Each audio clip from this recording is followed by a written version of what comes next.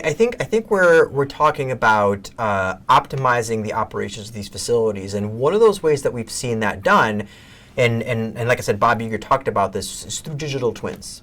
I'm a big fan and proponent of digital twins. Over at Data Center World, we have this DCIM workshop, Data Center Infrastructure Management Workshop. We've been running it for 10 years. This was the first year that I let somebody else run it. It's like a 3-hour workshop at Data Center World. You put on your geek hat and you learn all about data centers.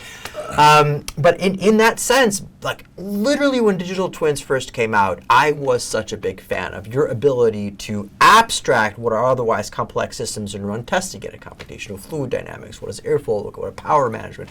What does a rack look like if I put it here and somewhere else? It's become a much bigger part, not just of data center operations, but really more around power and infrastructure operations, right? So where do you see digital twins delivering the most value, especially when we start to talk about design validation, commissioning, operating facility, failure simulation, for example, or just ongoing optimization? Greg, I'm glad you asked that question, because digital twins are something very dear to me. Oh, there we go. We got something in common. Very much. Likewise. Absolutely. Likewise. Even back when people were like, oh, why do you need this complexity? Like, because how else are you going to visualize a complex environment? Exactly. And I think, you know what, just for the record, I think that industry-wide, digital twins are still underutilized, you know, from what could be happening and what the technology will support. But in the context of data centers, it's interesting because I really see two types of digital twins. When you think about digital twins and you think about simulation, you know, you really have to think about what the application is, because that in itself it sets the requirements for what the level of detail and the level of fidelity needs to be.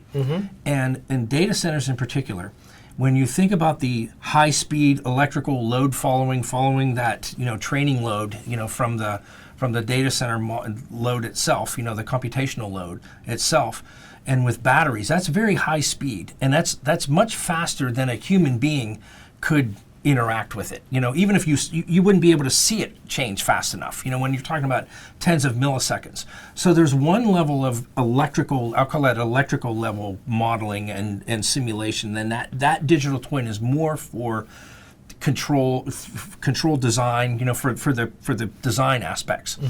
But then the more conventional digital twin is really what's important. This goes back to what we were talking about earlier, where these systems are all new. We don't have decades of operating experience on how these things work.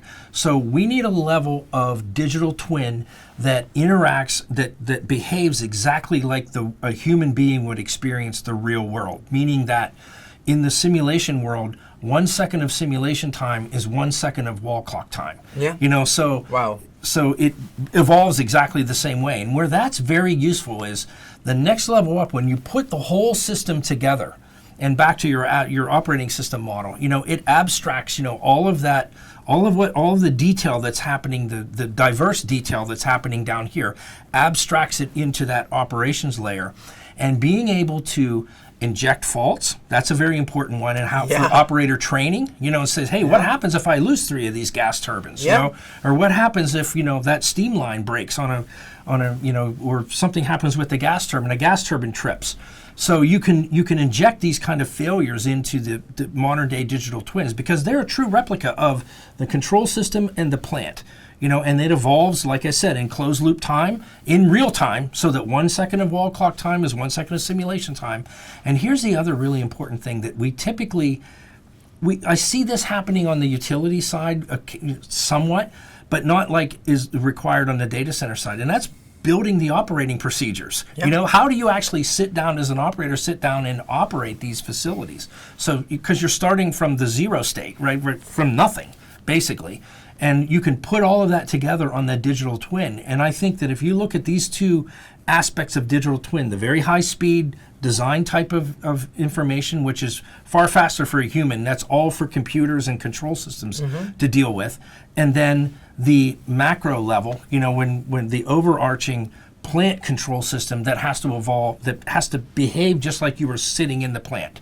So when you push a button, it takes 10 seconds for something to happen. It takes 10 seconds for it to happen on the digital twin. I love that. I think this technology is moving away from a nice to have to a need to have. Oh, absolutely. And going back to this operating system analogy is going to become a theme, I think, for this conversation. But it's kind of like having your primary operating system and then taking a snapshot or a virtual machine of it, and then doing all the crazy stuff with the virtual machine, and then seeing what you can do with the operating system. It's the same concept with digital twins. In the past, people were just like, it's an expense. Do I really need it? Right? Mm-hmm. Now it's an expense where we're going to learn a new acronym today. We're going to learn a new acronym that if you lose a gas turbine, or if something happens that was preventable and you didn't use a technology or a tool to prevent it, you're going to have something called an RGE, a resume generating event. Yeah, there you go. RGE. There you go. Right, because if your superiors come out and say you had this ability to catch this and you chose not to do it because you relied on hope, and we all know that in critical infrastructure, hope is not a good strategy. No. It works at Star Wars, not in Yeah, data centers. exactly. You have to understand that. So I think that you really bring home a really important point, and it actually segues beautifully, Rick, into our next question, and that's reliability, right? Understanding where those faults are, where those issues are. It goes without saying, reliability has always been a factor. That's not the question. The challenge right now is that AI has introduced let's be honest, a completely different level of operational profile. In terms of looking at data centers from yesteryear and today, right? Especially understanding like they're higher density, there's more power, the power profile, all this stuff has changed. And you have a math equation, A plus B equals C, but obviously in that math equation right now, there's a couple more variables. And the big question is, what are some of those additional variables? There are a lot more moving parts now in the modern day data center. You weren't talking about data centers with 20 gas turbines and, multiple gigawatts of battery storage. Yeah. So you have a lot more moving parts. You need to have a control system and systems put together that can help and can augment the human.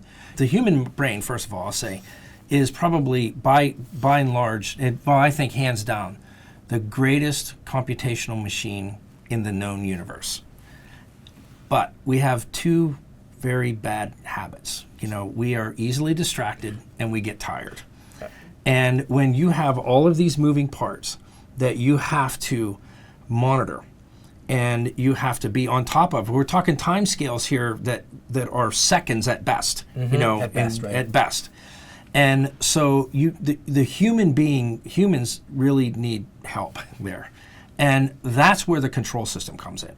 And I think that monitoring all of those individual moving pieces, because there's a lot more now. We've never built data centers like we're building data centers now. Very true. And so even more, there's so many new tools associated with control systems. It's just a compute platform in general. But AI, we're building data centers to train AI models and run AI models, right? But we're now integrating AI directly into the control system to be able to help with that monitoring. And some of that monitoring, it's not highfalutin Nobel Prize winning mathematics. Sometimes it's just something as simple as a shirt tug that just says, hey, you know what? You better pay attention to this because you have an evolving situation over here. And the step change with generative AI is profound. And it's not perfect, but it is extremely, extremely useful. And it from a development standpoint, it eliminates mountains and mountains and mountains of software. You just train the AI model to do it. You can feed it facts and data from the control system, and the inference happens naturally in the model. And so this new technology is really helping. Is really going to help, I think, with the data center, the new data centers, the new super data centers, I'll call them, just because of all of the number of moving parts. And I think that is probably what is the crux of what's different for operators now, is just the enormity of it and the number of moving parts. You couldn't have said it better. At Data Center World this year, we had about 1 million pounds of gear on the expo floor. It was epic. It was absolutely really incredible stuff. And I would argue that 60% of it is focused on power, 30% of it on cooling, and 10% smattering of all the other things. And when we start to take a look at really what's different, you called it out perfectly, right? It's all those new moving parts, all those new aspects that we need to consider. My gosh, like back in the day, right? Back when I started, like it was in 2005, 2006, a facility that was the size of maybe 20, 30 megawatts was considered large, Rick, right? That was a big site, right? Right now, you don't get out of bed unless it's a gigawatt opportunity. You call them bragawatts, right? How many bragawatts do I have deployed? Let me tell you. But that's the biggest difference. And this industry is notorious for one interesting comic saying. It's that the data center industry loves innovation as long as it's 10 years old. we don't have 10 years. You blink and 10 months goes by. Exactly. So I think your point in terms of you need to have a true coming to terms conversation either with yourself in front of a mirror or with your team and understanding these are not the same warehouse looking like buildings from even 10, 15 years ago. The amount of moving parts, the step change in density, power requirements, water, and everything is just so incredible that you need these other secondary, tertiary tools to help you ultimately manage and support it, which comes into a different kind of a question that I wanted to ask. We've always talked about, we talked about resiliency, we talked about, uptime. Real-time visibility now has a little bit of a different nomenclature to it when we start taking a look at modern power equipment and data center environments. But from your perspective, when we start to take a look at real-time visibility from just a few years ago to today, is it dashboards? Is it predictive analytics? Is it automated responses? Or is real-time visibility and understanding the kinds of power systems you're working with right now, is it much broader than that? What do you think it is? I think it's broader than that, but I think it's made up of the components of what we've always used, just with new tools.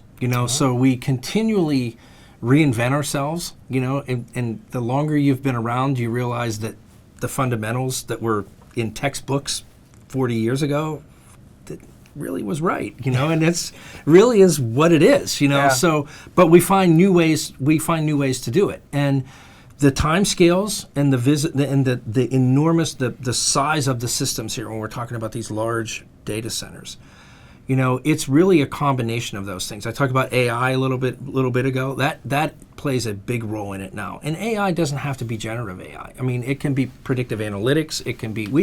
I always like to say we did AI before it was really cool. Know, and because we used neural networks for 25 years. But it doesn't even have to be. The predictive analytics to be useful doesn't even have to be highfalutin mathematics. It can be something as simple as looking at thresholds and values, just doing it automatically. So that's why I say it wraps all of those things that you mentioned together, because a lot of it is now with the compute platforms we have. When you start to talk about controllers, we call them embedded machines because they don't have a screen or a keyboard in front of them. And I stopped saying this for I hate to say it, for multiple decades, I would say the power we have on embedded machines now is unbelievable, and then the next decade I would say the power we have on embedded machines is now unbelievable. Well, I've stopped saying that because it is effectively, this is going to sound crazy, but it's effectively infinite in the sense that it does everything that we need it to do, so it doesn't matter if it really gets any bigger. And the amount of things that we can automate, to me, that's a key thing, what you said there. Automation doesn't necessarily mean closed loop control. It can be automated monitoring, just where it's continually looking at things, like when I talked about the AI systems looking at things, they're in a loop, if you're at all of a software person, that everything that's autonomous ultimately is operating in a loop, of some sort. And so being able to have the AI systems operating continuously, and again, they don't have to be doing all this highfalutin mathematics and things. It can be simple thresholds, looking at positions of switches or something like that, just for that shirt tug. That little shirt tug probably has more value in it than just about anything else that we do within a control system, because the human is there.